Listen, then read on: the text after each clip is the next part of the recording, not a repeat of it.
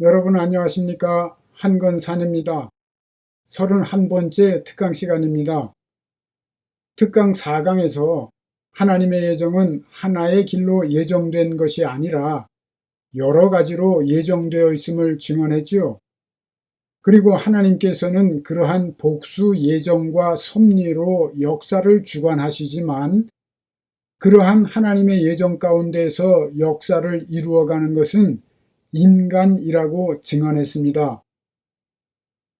이번 강의에서는 세례 요한에 관련해서 깨달을 수 있는 진리들 중에서 넷째로 하나님의 선한 예정은 어떠한 것이었는지, 다시 말해서 세례 요한이 자신이 엘리야임을 깨닫고 주님이 여호와 하나님이심을 증언했더라면 인류의 구원사가 어떻게 달라지게 되어 있었는지에 대해서 성경이 증언하고 있는 바를 살펴보도록 하겠습니다. 주님께서 이 땅에 성육신 하셨을 때에 하나님의 가장 선한 예정은 세례 요한이 회개의 침례로 말미암아 신부들로 단장된 이스라엘 백성들을 이끌고 주님께로 나아와 진리를 배울 뿐만 아니라 그의 제자들과 함께 주님을 섬기는 것이었습니다. 왜냐하면 세례 요한은 모든 사람이 자기로 말미암아 주님을 믿게 하는 사명을 가지고 있었기 때문이지요. 6절에 보면 모든 사람이라고 말씀하지요. 모든 사람으로 하여금 주님을 믿게 하는 사명이 세례 요한에게 있었던 것이지요. 누가복음에는 많은 이스라엘 자손을 주님께로 돌아오게 하리라고 예언되어 있습니다. 그렇지만 이 말씀과는 달리 결과적으로는 소수의 사람만이 주님께 돌아왔습니다. 왜 이런 결과가 올 수밖에 없었는지를 깨달아야 앞으로 크리스천들이 어떻게 살아야 하는가에 대한 가르침을 얻을 수 있습니다. 내 백성이 지식이 없어서 망한다고 성경이 말씀하듯이 이스라엘 백성들이 진리에 대한 지식이 없어서 망하게 되었기 때문입니다.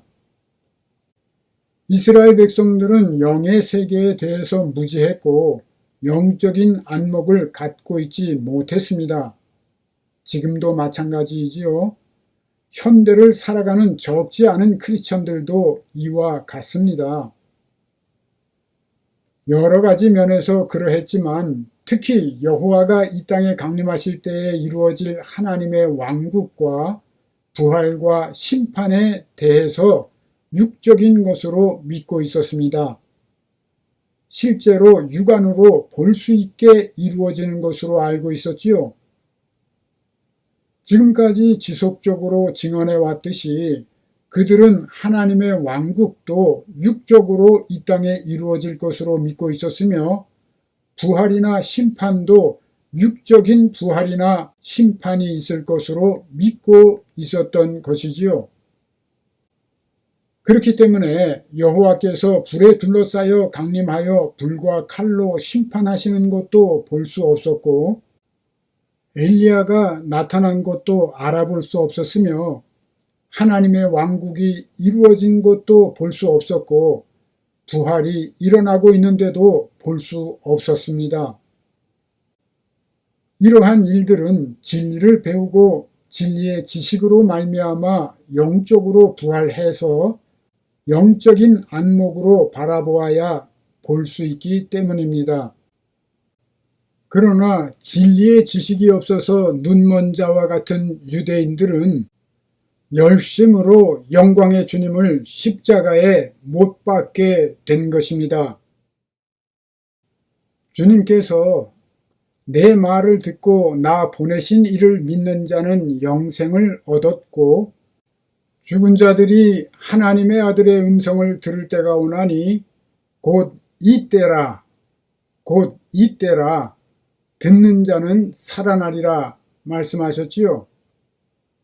본 강의 제8강에서 증언했듯이 여호와의 강림으로 말미암아 일어날 부활에 관한 말씀입니다.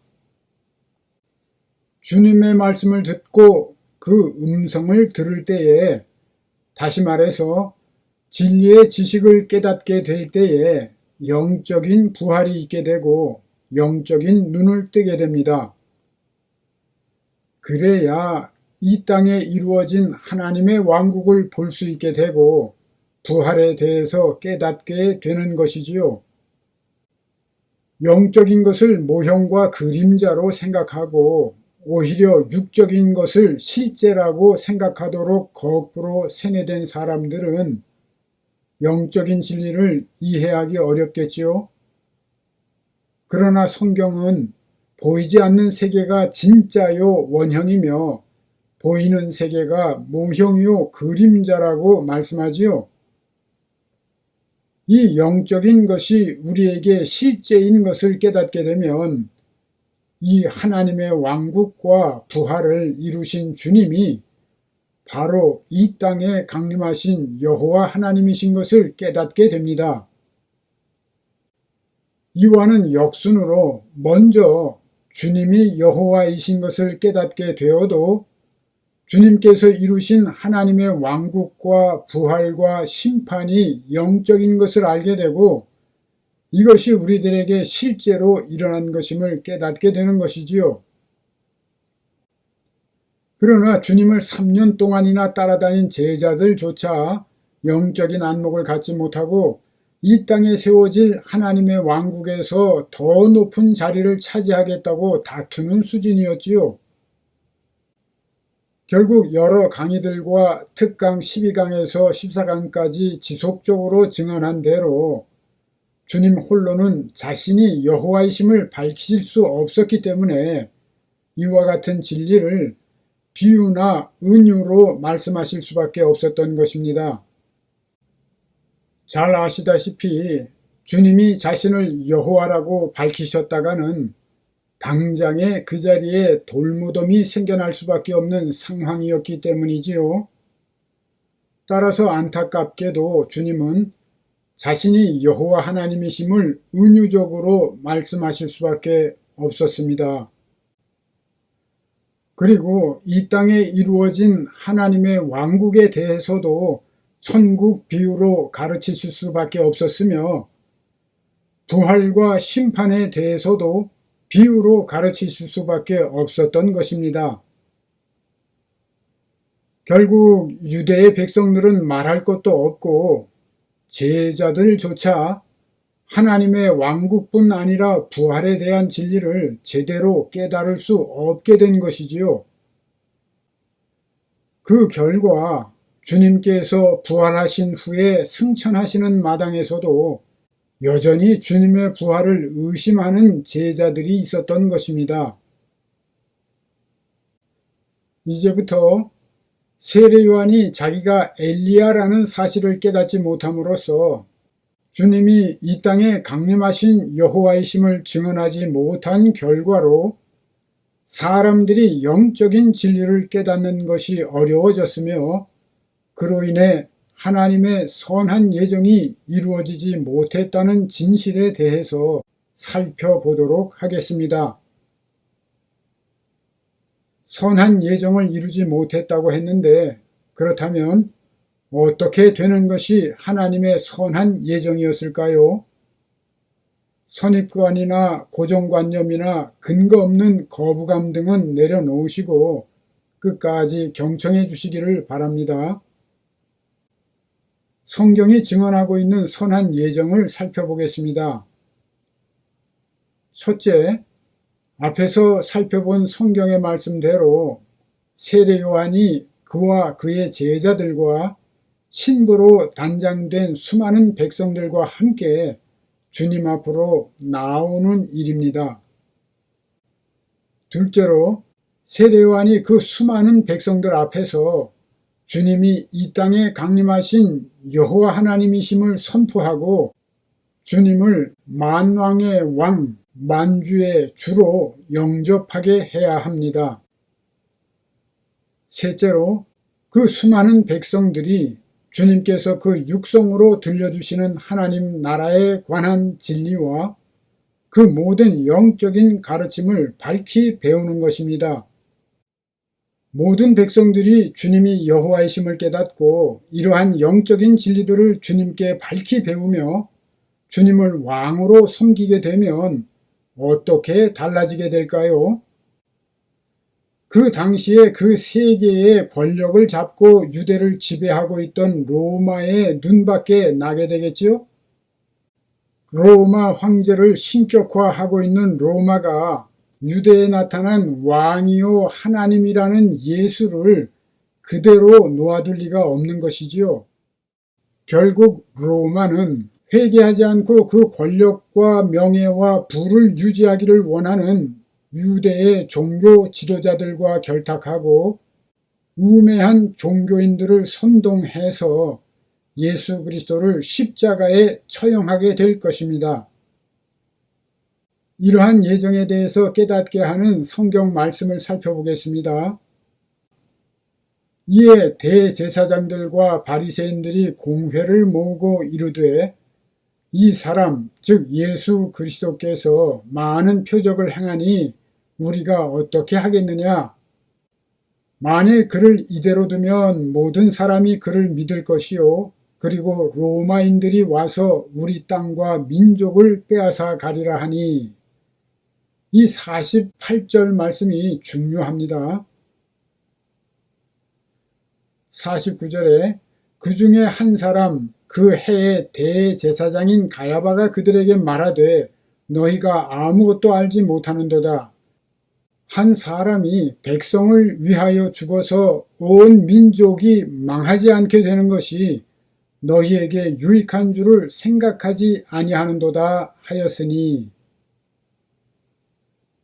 48절에 보면 주님 혼자만으로도 사역을 계속하신다면 모든 사람이 주님을 믿게 될 것이고 로마인들이 와서 유대 땅과 유대인들을 빼앗아 갈 것이라고 종교 지도자들과 종교인들이 염려하고 있지 않습니까?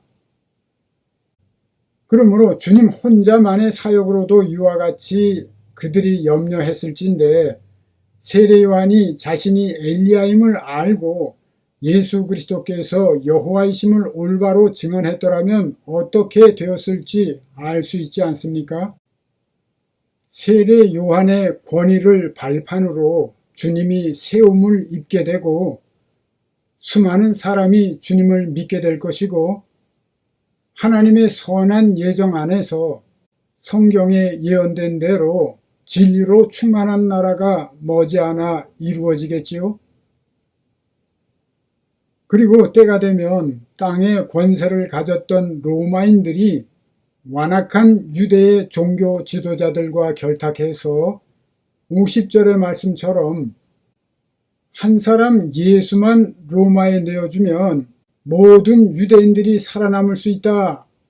이렇게 우매한 백성들을 선동할 것임을 알 수 있지 않습니까? 결국 주님은 모세의 장막성소나 장대 끝에 달린 노뱀으로 예표되었었고 이사야 53장에 예언되었듯이 십자가에 달려 죽게 되실 것입니다. 이렇게 되면 세례 요한이 자신이 엘리야라는 사실을 알든 모르든 상관없이 주님이 예정된 대로 십자가의 고난을 당하시는 것에 있어서는 달라질 것이 없지만 주님이 부활하신 후에는 몇 안 되는 데다가 의심까지 하는 제자들에게가 아니라 영적인 진리를 깨달은 수많은 백성들에게 부활하신 모습을 명확하게 보여주실 수 있었습니다. 본 강의 제9강에서 증언했듯이 부활이란 육체의 장막이 무너질 때 일어나는 일이며 육의 몸으로 부활하는 것이 아니라 신령한 몸으로 부활하게 된다는 진리를 배운 수많은 백성들 앞에 주님께서 나타나셔서 신령한 몸의 부활을 확증시켜 주실 수 있었던 것이지요. 물론 하나님께서 예정하신 대로 주님께서 저항 없이 십자가에 죽으시게 되면 주님의 영광을 보지 못한 모든 백성들이 실망하고 흩어지게 되겠지요. 그러나 성경 말씀대로 사흘 만에 주님은 부활하시게 되고 수많은 백성들에게 영광스러운 주님의 부활을 증명해 보이실 수 있게 되는 것입니다. 그리고 확신과 소망과 기쁨이 가득 찬 수많은 백성들이 제자들과 더불어 성령을 받고 하나님의 나라와 주님의 가르침을 전 세계에 전하게 되고 진노의 그릇들조차 구원받게 되어 이방인의 충만한 수가 들어오게 되고 오래지 않아 만물이 주님의 발 아래에 복종하게 될 것입니다. 여기까지가 성경에서 살펴본 하나님의 선한 예정입니다. 그런데요, 주님은 부활하신 후에 가깝게 따르던 사람들에게만 몇 번 보이시고 500여 형제들에게 동시에 한 번만 보이셨을 뿐입니다. 게다가 부활에 대한 진리의 지식이 없던 11제자 중에는 주님께서 승천하시는 마당에도 여전히 의심하고 있었으니 다른 사람들은 두말할 것도 없는 것이지요. 세례 요한의 무지 때문에 사탄의 회방 때문에 영적인 진리가 사장되고 인간들이 만들어낸 역사가 이렇게 굴곡되어 나타난 것입니다. 잘 생각해 보세요. 주님께서 승천하신 후 사도들과 120명 정도 되는 성도들에 의해서 작은 불꽃처럼 시작된 하나님의 나라가 2000년이 지난 지금 어떻게 되어 있습니까? 그 작은 불꽃으로도 이와 같이 되었다면 온전한 진리를 배운 헤아릴 수 없이 많은 성도들이 성령을 받아 목숨을 바쳐 주님의 부활과 하나님의 왕국을 열방에 전파하고 가르쳐 지키게 했더라면 이 세상은 어떻게 되었을까요? 작은 불꽃이 아니라 모든 초원과 숲을 살라버리는 엄청난 불길이 되어서 온 세상을 진리의 영으로 충만하게 만들게 되었을 것이 분명하지 않습니까? 만일 하나님의 선한 예정대로 이루어져 수많은 유대인들이 진리를 밝히 배우고 열방에 전하게 되었더라면 유대인의 역사뿐만 아니라 인간의 구원사, 다시 말하자면 온 인류의 역사가 완전히 달라져서 하늘에서 아버지의 뜻이 이룬 것 같이 이 땅에서도 오래지 않아 이루어졌을 것입니다. 그러므로 우리 주님 예수께서 완수하신 메시아의 사역을 헛되게 해서는 안 될 것입니다. 지금이라도 이와 같은 진리를 깨달은 사람들이 많이 일어나서 역사를 주관하시는 분은 하나님이시지만 역사를 이루어가는 것은 우리 인간이라는 진리를 명심하고 7년 대환란 등 마귀가 지배하는 세상이 온다는 망상이나 패배의식을 버리고 영적 전쟁에 참여하게 된다면 세상은 완전히 달라지게 되는 것입니다. 인간들의 무지로 인한 욕심이나 헛된 욕망이나 완악함이나 배역함이나 불순종이나 게으름이나 염려나 두려움이나 관망하는 나태함 등을 버리고 모두가 예수 안에 거하며 온전한 진리를 깨닫고 성령을 따라 살게 된다면 지옥이었던 이 세상이 천국으로 변하게 되고 머지않아 예수 안에서 완성된 하나님 나라의 영광을 보게 될 것입니다. 다음 시간에도 세례 요한에 관련된 진리에서 얻을 수 있는 가르침이 대단히 크기 때문에 지속적으로 살펴보면서 교훈을 얻도록 하겠습니다. 오늘은 여기까지 하겠습니다. 안녕히 계십시오. 한건산이었습니다. 끝까지 애청해 주셔서 감사합니다.